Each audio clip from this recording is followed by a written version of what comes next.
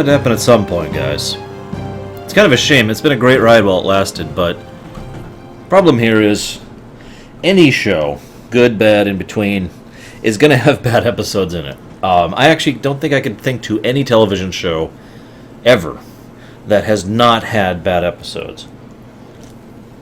I went back and checked, though. Of course, this is just my opinion, but there were 12 solid episodes, obviously that reaches back into Season 3, that were good or great. Some of my favorite stuff in Voyager, and it's been great just gushing about Nemesis, about Raven, about Revulsion, Day of Honor, Scorpion, The Gift. It's like, yes!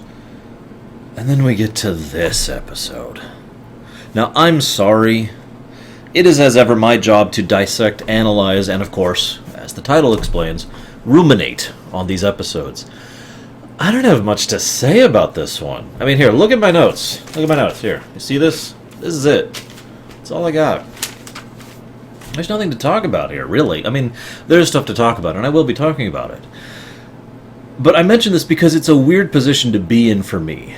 This happens for both good and bad episodes, really. But sometimes, Threshold. I talked about Threshold for like an hour. Just went off on it for like an hour. Because I could, because there was lots to talk about.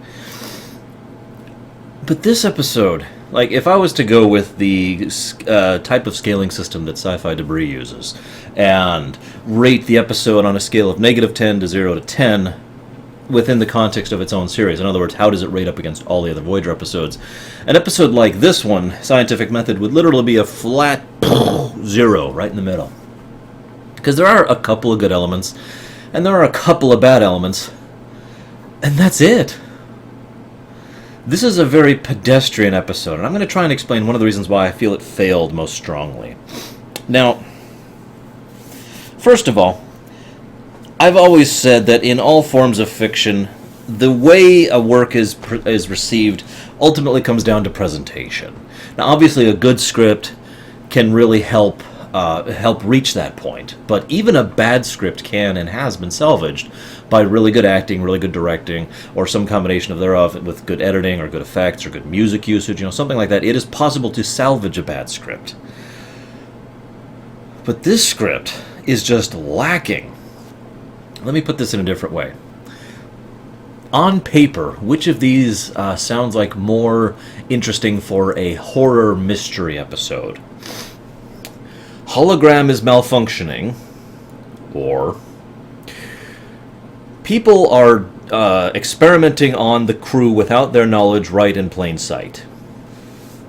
Now, admittedly, this is just my perspective, but for me, that second plot point sounds way more interesting as far as horror elements, as far as the possibility of psychological terror, as possibility of the mystery element of what's going on and why. And yet, the previous episode idea, which came out in the episode Revulsion, was extremely horrifying and very atmospheric and very wonderfully presented. And yet this episode, which has all those elements on the paper, just flounders. And it's weird looking at it. Now, for those of you who don't know, which is none of you, I think, at this point, I make it a point to go through as much backlog and research and through all my magazines and all the articles as I can in order to talk about, get some background information for these episodes, behind the scenes kind of a thing. There are only 2 things about this episode I saw behind the scenes. 2. That's it. Nobody was talking about it. In fact, one of those behind-the-scenes things wasn't about the episode. I think that just says all I need to say there. So that's it. That's the end of the video. Bye, guys! No. There is a second problem with the script on the base of it, though. And this is a problem Voyager has had before. I've talked about this before. And that is that this is an art episode that's already been done. Now, don't mistake me. I've always said that repetition is not necessarily bad. I don't care if you do something the same, I care if you do it good. However, anytime you are repeating a previously done episode, especially if that previous episode was done better, then you automatically have more difficulty coming up with making your episode better. So in other words, possible to work, has worked in the past, doing that kind of a retread of an idea. However, you have to try much harder to make up for the fact that, oh, well, I've seen this before. And they don't. For those of you who haven't figured it out yet, I'm talking about the episode Schisms over on Next Generation, which was an incredibly atmospheric, very horrifying episode, and very well done for that point. And what the heck? I just got spam on my phone. I don't even have a touch phone. I have an old, normal phone. Go away. And that's more interesting than talking about the episode. No, okay.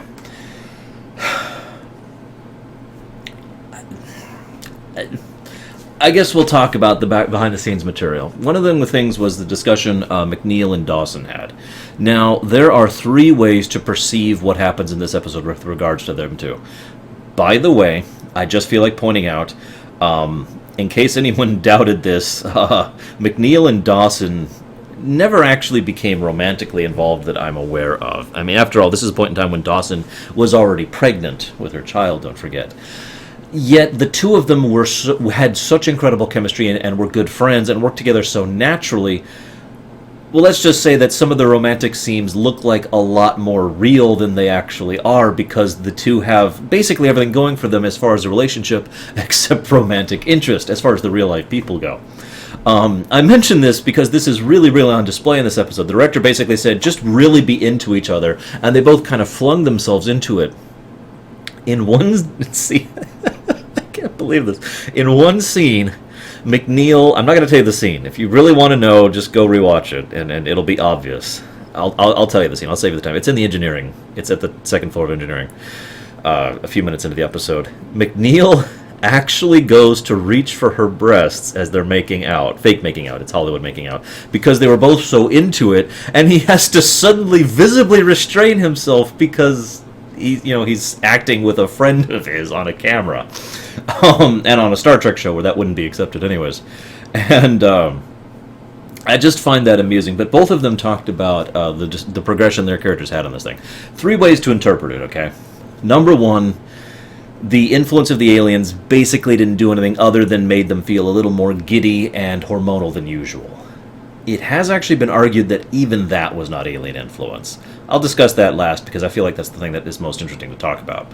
Like I said, I tried to find some things to talk about.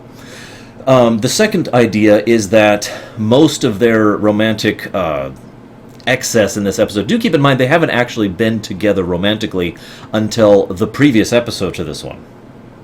Whose name I can't think of. The Raven. That's it. No, not the Raven. It was actually 2 episodes ago. It was Revulsion. It was the first time they actually kissed. Very first on-screen kiss. And so they've been very up and down, not really, we've just started dating kind of a thing. Now, forgive me, but I'm sure every single one of my audience members knows what this feels like. When you first start dating someone for the first time, it's actually a pretty awesome feeling. It's a pretty energetic feeling. You tend to be a lot more exuberant than you otherwise would be.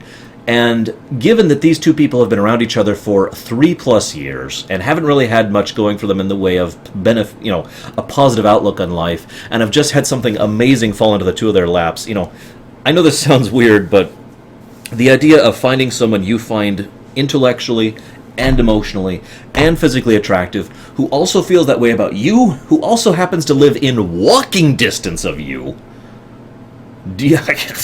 especially in the modern age, do you know how much value that would have? And especially for these guys. So the fact that they're so into each other, I'm sorry, I said I wouldn't talk about this first, but whatever, I'm already getting into it. It is entirely possible that the two of them are not under any real influence at all. They're just being studied. They just happen to be really, really into this because they're really into each other, and they're really enjoying the experience. And of course, there's a lot of, we've been dancing around each other for a while, and now we're finally allowed to act on our feelings. Let's go. You get where the implication is there.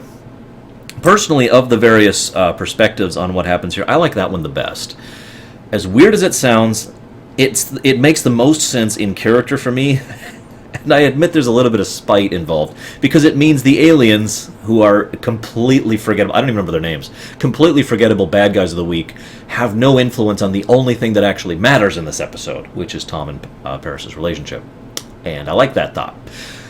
But even ignoring that, it also makes the most sense for me structurally speaking, because it's the only thing that could be considered to be approaching a theme for this episode. And that theme is the idea that you can be manipulated on a chemical level, and therefore the defiance of that and the natural human instinct to defy such a thing, to defy our biology, to literally become more than the sum of our parts, thereby being expressed in the two of them not being under the influence of this. And that, of course, comes nicely in the coda, which is huge. This is like the longest coda I've ever seen in Voyager. It's several minutes of the two of them trying to reconcile in their quarters afterwards and actually talking about the events of the episode. And it's probably the best scene in the episode, which is why I will be going ahead and sharing it at the end here.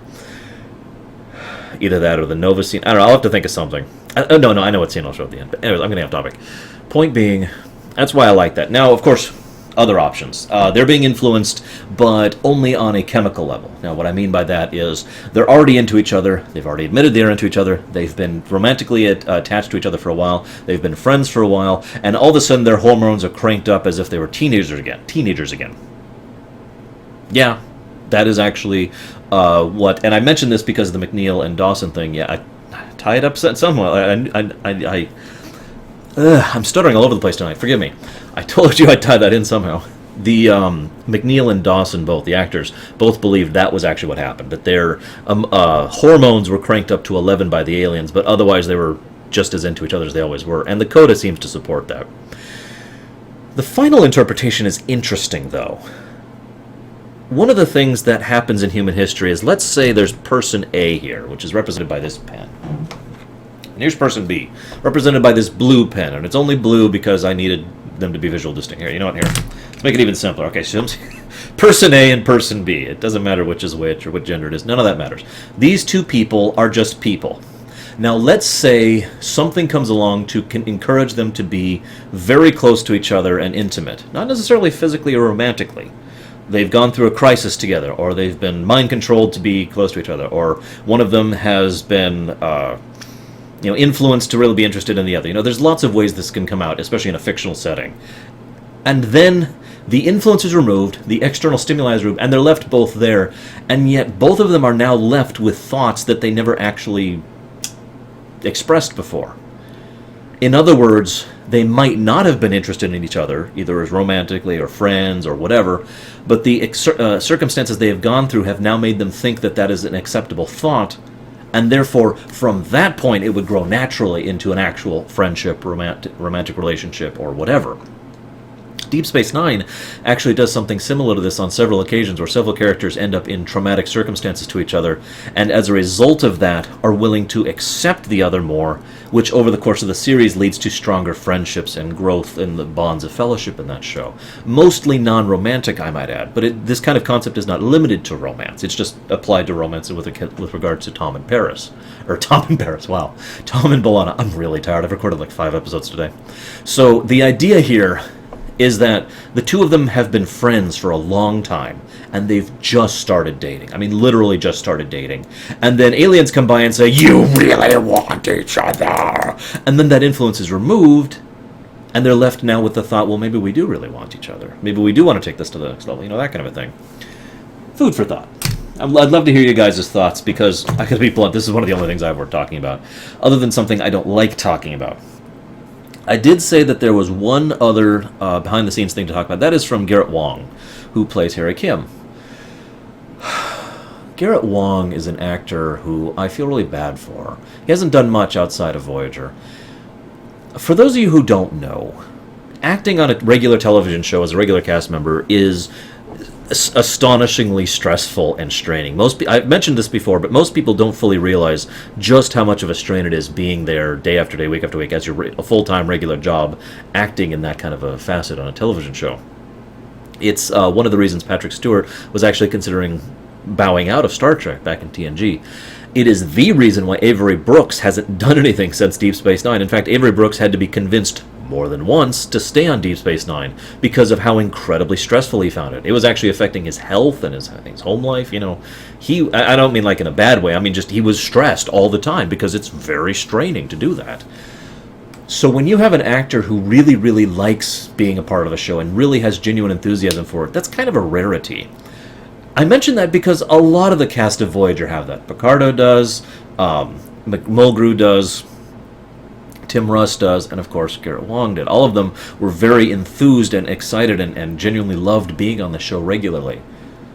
And that's such a crime to me, because as I've said a few thousand times, and will continue saying until they finally decide to do something with the character, which will not be until The Killing Game, by the way, they don't do anything with Harry Kim. Harry Kim is so irrelevant to the show. He has had so little actual significance, and yet he still enjoyed being a part of the series. The behind-the-scenes thing was him doing an interview with someone about the show in general. Not even about the episode. It just happened to be during recording of this episode. I mention this because this has come up many times. I don't even remember if I have mentioned this before. Forgive me if I'm repeating myself. But there have been several episodes where there's a little interview with, I forget the name of the magazine, and him, while he's on the set, about an episode he basically has nothing to do with. Where is Harry Kim in this episode? And actually, I don't even remember if he's in this episode, but he was the guy who was being interviewed because he was the one who really loved talking about it and expounding upon it, and so the media went to him most frequently when it came to this sort of stuff.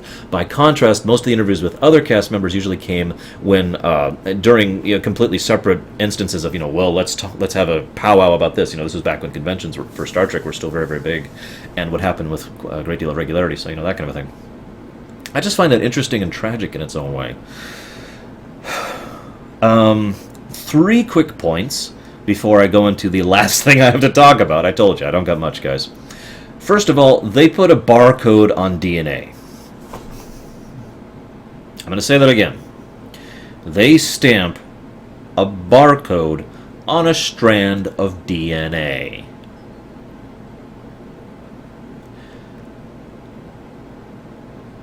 That's so stupid I don't even know where to start, so I'm just going to leave it at that. The other interesting thing about this episode, this is the first episode where Seven saves the day by virtue of being Borg. I say first because anyone who's watched the series knows that this will happen a lot. It's kind of a shame, though. I liken it to the holodeck. The holodeck, when it was first used on TNG, was great. And there's a lot of really good stuff they did with that. And after that, occasionally, there were good episodes with it. But it became overused. Well, it became overused because it was overused. They used it too much, and they leaned on it, and that's how it became a cliche. That's how the holodeck malfunctioning became a cliche. Seven's Borg implant saving the day is also going to be leaned on a lot. And in fact, in the aforementioned The Killing Game, that's how they'll save the day in that episode. It's because the fact that she's Borg. Shrug. I do want to give props to Kate Mulgrew in this episode. She does a surprisingly good job of portraying someone who is agitated and anxious to the point of... she herself gave a word for it. I'm trying to remember what it was. It was like frenetic, basically. She has this constant... But she doesn't do it like most people would. Instead, her movement is almost completely minute. Anything she does is... straight from point A to point B. And as if she's trying to minimize, have a good economy of her movements. And her tone is perfect. At all times, she sounds agitated. And yet, when it is pointed out that she's agitated, which happens more than once, she realizes it. She is not so far gone as to be like, I'm going to bite your head off. So she's not into... we see this so often in Star Trek where, alien possession or whatever, and they just are hideously, obviously not themselves. But in this case, Mulgrew does a good portrayal of Janeway. She is still Janeway, she just happens to be really messed up at the time, So that's some good stuff.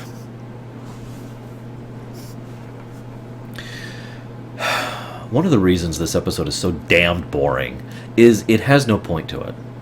Now, let me explain what I mean by that. When it comes to television, this is of course my opinion, but this is also my professional opinion, not just my personal opinion. You should strive for one or more of the following goals.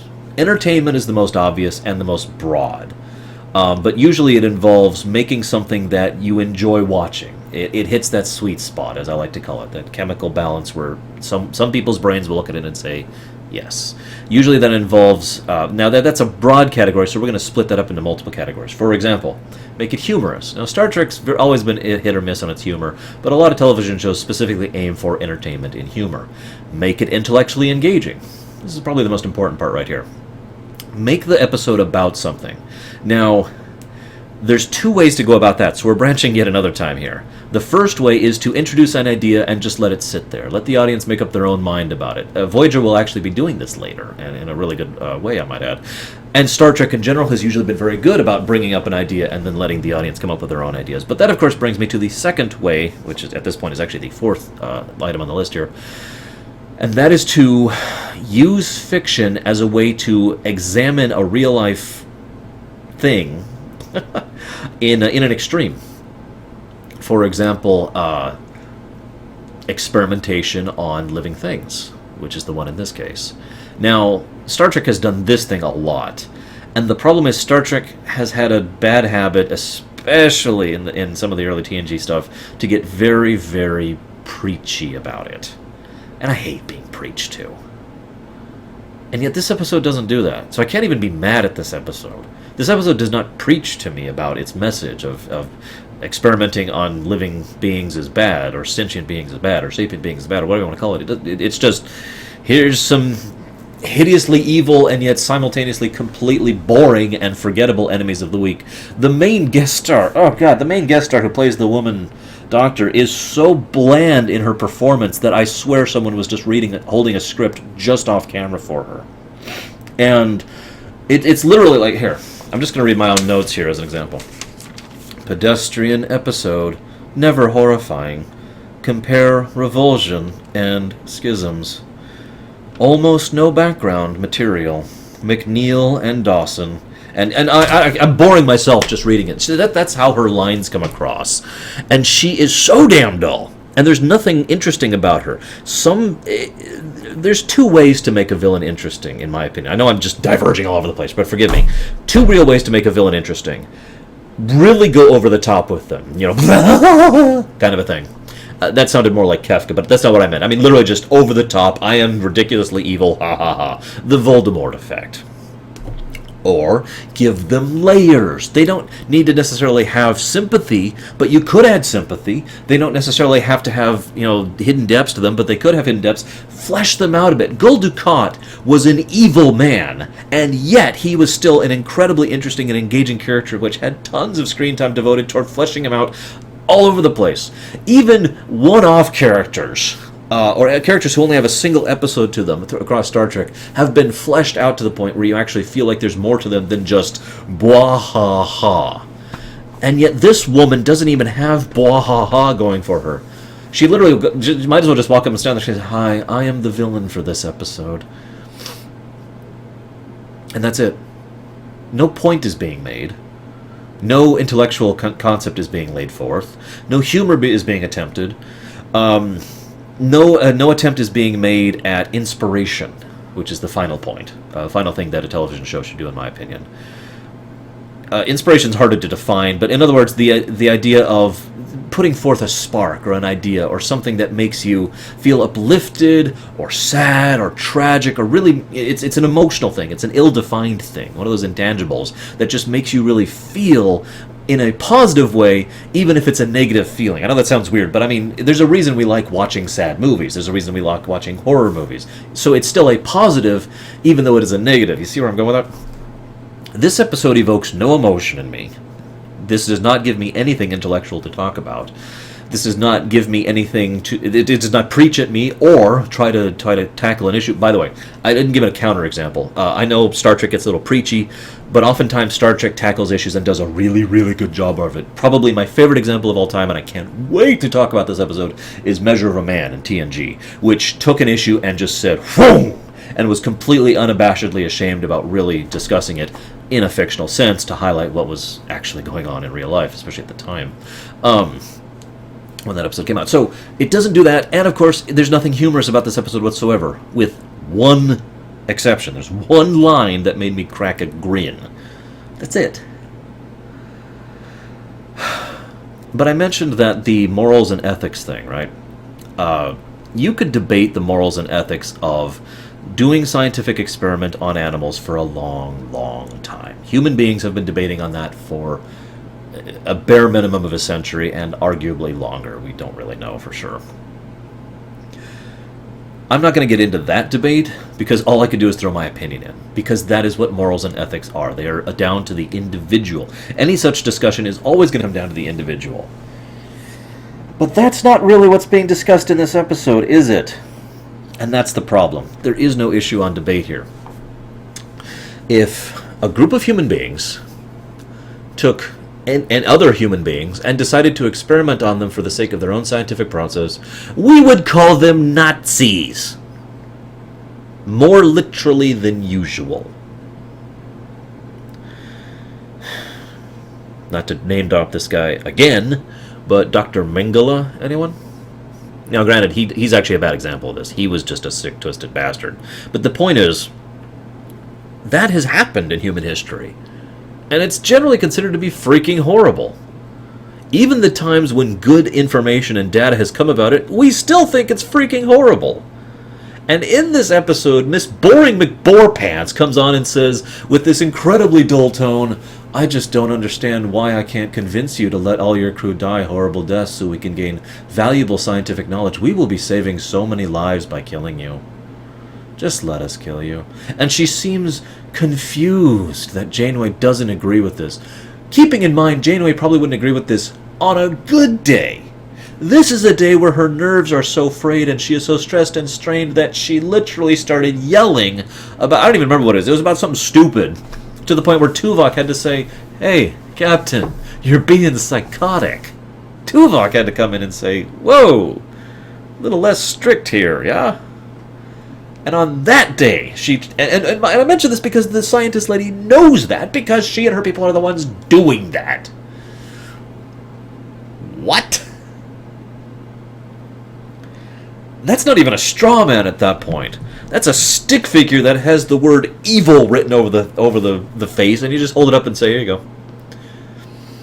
No voice. Just. And then they're defeated. I talked about the Tom and B'Elanna thing earlier, most especially because I feel like that's the only part of this episode that actually has any significance or relevance whatsoever, the continuation of that relationship. This is coming from me, someone who generally doesn't like relationships in his fiction. It's just a preference thing. That's all it really comes down. I've talked about this before, especially when it comes to video games, and how so few video games have actually indulged in relationships. In fact, I think it is still 3, as far as my own canon playthroughs go through. Hang on, I don't think about. There's KOTOR, Mass Effect, and Dragon Age. Yeah, 3 total. Morgan, Liara, and Postulate, and that's it. But even I found the romantic side of this episode the most lasting and interesting part of it. Now, it's also worth noting I've always been on the side of the Tom and B'Elanna relationship because I feel like they did it right. And arguably it's one of 2 relationships that have done in Star Trek history that was actually done right. But I'm getting off topic. Do I have anything else to say? Anything at all? Give me more to talk about! No! I'll see you guys next time. If it makes you feel any better, next 2 episodes are the Year of Hell. I'm actually kind of scared about doing those videos because I may have a lot to talk about in those ones, so we'll see you. There's one more thing. The incident with Tom and B'Elanna started me thinking about ship's protocol, or lack thereof. Captain. It seems to me that people have been getting a little too comfortable around here lately. They're late for their duty shifts, taking mess hall privileges during non-designated hours, and a lot of people are spending more time on the holodeck than they are at their posts. You are security chief. Don't 13 department heads report to you every day? Yes. Well, straighten them out. Shall I flog them as well?